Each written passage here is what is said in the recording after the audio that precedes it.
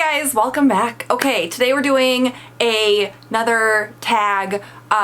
It's really fucking hot here and I'm really tired. And if you've been following me on Instagram, I'm redoing like my living room and my DVD storage, and holy crap is that a project. And we're just gonna do a nice, easy, simple video today. Everything, it's all a mess. It's a mess. Okay, so today we're doing the Project PANNER tag. I saw this from Sarah Rose's channel. I'm pretty sure she's the one who like started it. I'll link her video down below. I'm pretty sure. If I'm wrong, let me know please, but I'm pretty sure. So we're gonna do the Project PANNER tag. I saw this, it looks really fun. I'm really trying to like stick to my project panning goals and challenges, and there's more project pans that I'm seeing that I want to do, and it's, you know, so we're just gonna delve right into this little project pan world, and I really like it, I do. So I figured today we would just do the project panning tag. So this time I will leave the questions down below. I did a tag recently, the beauty consumer tag, and I completely forgot to put the questions in the description box. I'll link the beauty consumer tag video down below in case you're interested in watching it. This time though, I will put the questions in the description box. Alright, so we're gonna go ahead and jump into this. I'm really excited because I love watching these tags because it's so cool just to see how people think, and I really like just question and answer and like interview-ish type videos. I don't know. So make sure you give this video a thumbs up if you enjoy it. Make sure you hit the subscribe button if you'd like to see more of me. And we're going to jump right in with the first question. The first question, how long have you been project panning? Oh, right out the gate, huh? I honestly don't know. So I'm thinking. I've been doing it on and off for a couple of years, probably.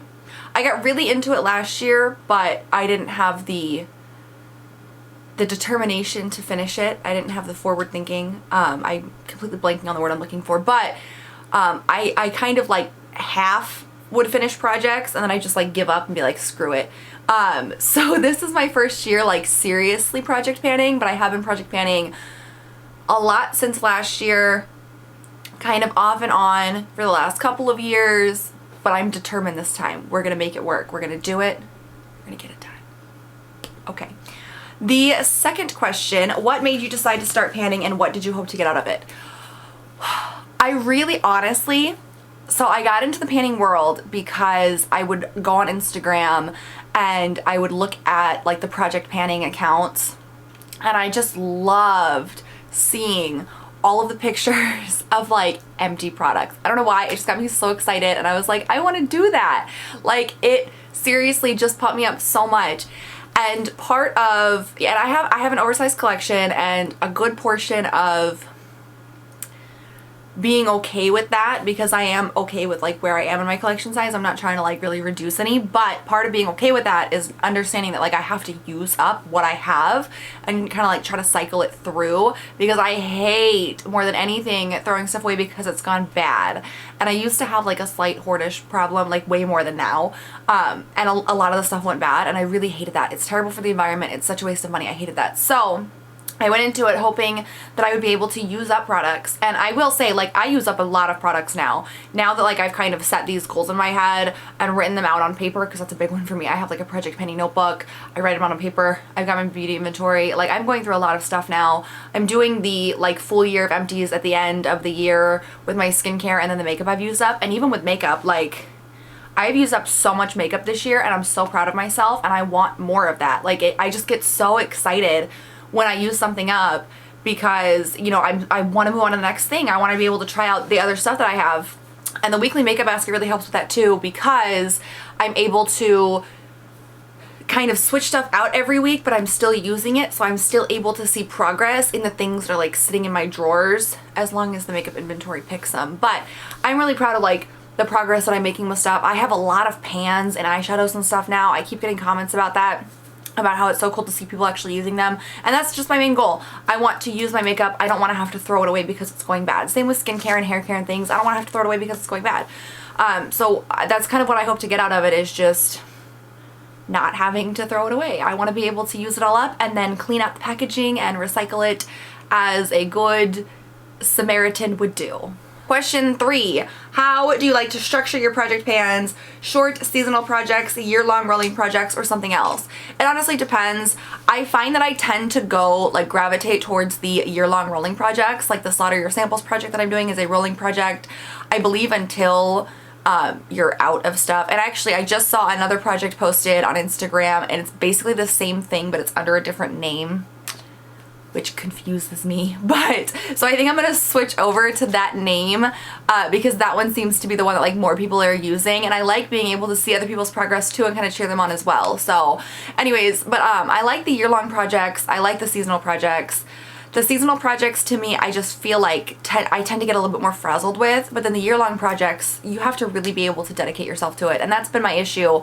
The 50 Shades of Pink project pan, which I'll also link that down below, has definitely been kind of like, I'm hoping that it's going to be my first year-long project pan that I actually finish, because I was doing the 101 pans and that just, it didn't work out. I'll leave those videos linked down below too if you're interested. I'll just leave my whole project panning playlist down below, but I really want to finish my year-long 50 Shades of Pink project pan.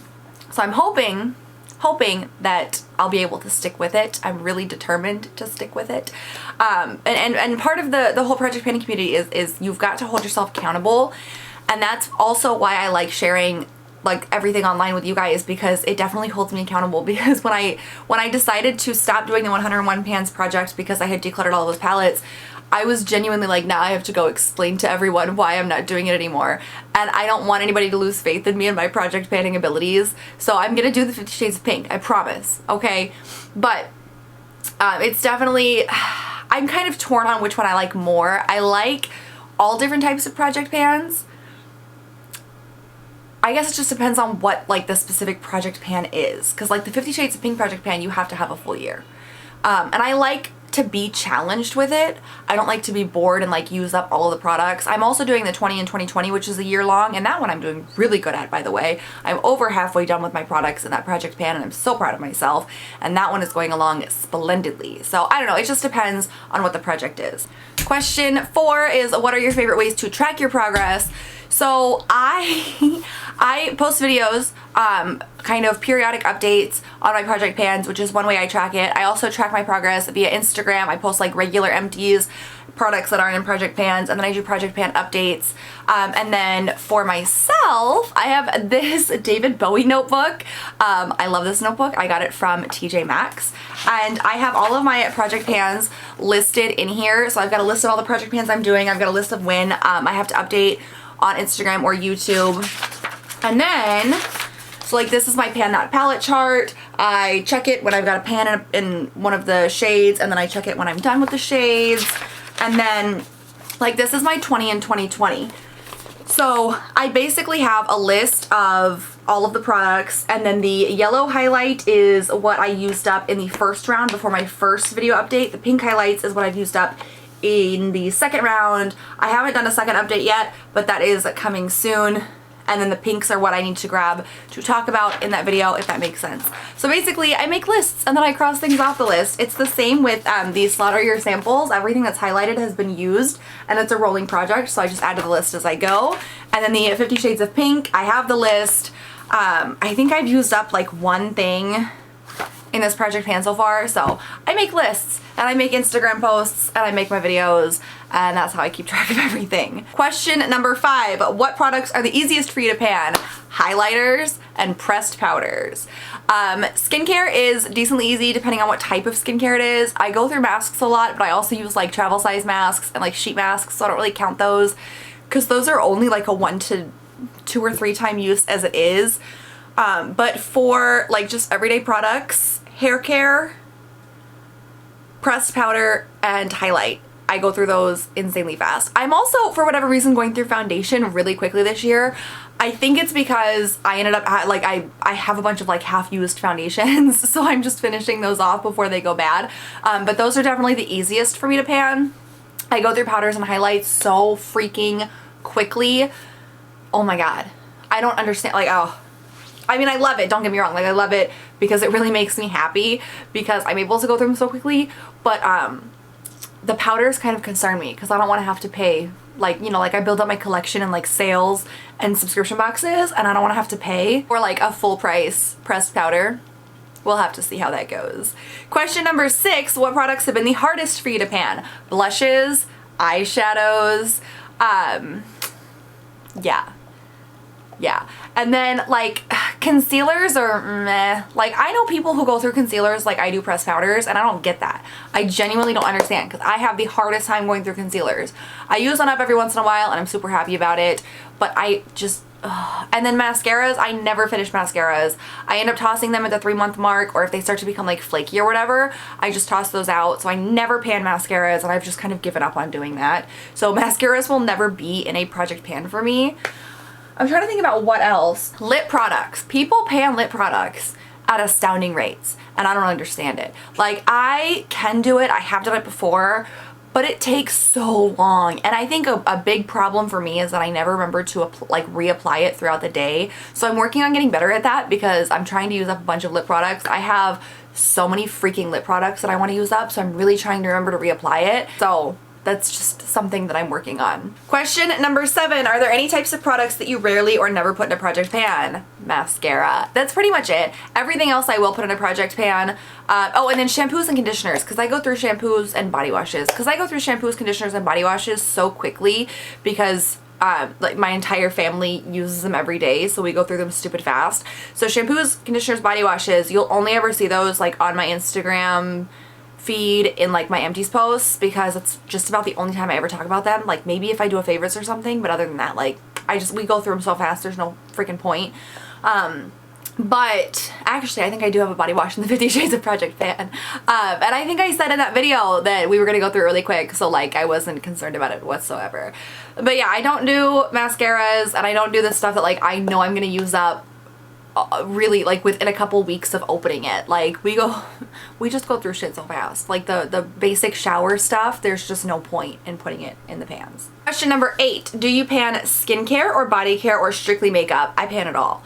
I like to have a mix because panning only makeup gets really frustrating because makeup goes, it takes so long to like work your way through. So I personally prefer to have a mix of products because that way I can use up like a body care or a skincare product and not get discouraged that it's taking me so long to use up products like I would if I was solely using makeup. So I like to do a nice mixture: hair care, skincare, body care, makeup. Like the 50 Shades of Project Pan, or the 50 Shades of Pink Project Pan, is definitely right up my alley because it's a nice mixture of things. Same with the 20 and 2020. I did like a mix of random products for that one, and I liked that. That really works for me. Number 9, what is your number 1 advice for a successful project pan? Don't get discouraged. Like, it takes a long time. Like, just use that product as much as you can. And so when I have a product in a project pan, I try to use that exclusively until it's gone before I can use anything else up. And that really motivates me because I don't like using the same product like the entire thing at one time. So it's just kind of self-motivation. Like, tell your friends or your family members, or start an Instagram or something and get that accountability and get people that can cheer you on for doing, like, for using up your products, because that definitely helps too. It's the community as a whole, and that like it feels so good when people are so excited for you, and then you get to be excited for other people, and it's a really great community to be part of, especially on the Instagram avenue. I freaking love it. So just try your best and don't get discouraged, and try to come up with like a support system or join the Project Pan community. And then the last question, has panning affected your makeup purchasing habits? If so, how? So I still get subscription boxes, and I have talked about that before. I will continue to get subscription boxes even though I'm really big into project panning. As far as my makeup, like purchasing makeup outside of subscription boxes, I want to say kind of. Like, I give it a second thought now. Whereas before I would just buy, and now I do try to think about stuff. I try to keep like what I can contain in my drawers, not get those drawers overflowing, because even what I can keep in my drawers is just an astronomical amount, and it's freaking crazy, and we just need to stop this. But I definitely give it a second thought. Like, I'm gonna have to use that whole thing up at some point, and it really helps me kind of like see the bigger picture a little bit more. Has it changed my makeup buying habits? I mean, a little bit. I'm starting to definitely put more thought and consideration into what I'm purchasing and making sure that I'm purchasing it because I want it, I want to try it, I want to use it, whatever the reason may be, instead of just because it's on sale. I used to have a really bad issue with just buying whatever makeup happened to be on sale with giving no second thought to if I actually wanted it or not, especially with eyeshadow palettes. You know, like I collect certain brands eyeshadow palettes and I would just buy everything without a second thought. And then I ended up with all these like neutral eyeshadow palettes that I'm never going to use, all of these whatever eyeshadow palettes that I'm never going to use. And now I'm actually looking at the eyeshadow pans and being like, would I want to use that? If that came up in a pan that palette, would I be cool with that and would I be excited to pan it? And that's pretty much what I'm going based off of now. So yes, I do think it has, not in like a huge way, like I'm still buying a lot of makeup, but I'm definitely thinking about it more and giving it more thought. So okay, so that is the tag. Let me know down below your answers to these questions. I'd be really interested to know if you have a video doing this tag. Link it down below because I definitely want to watch it. I've been binging these videos over the last couple days in the few spare moments that I have. So thank you guys all for joining me today for this tag. Make sure you give a thumbs up if you enjoyed it. Make sure you hit the subscribe button if you'd like to see more project panning content from me. I will catch you guys next time. Have a great one. Bye.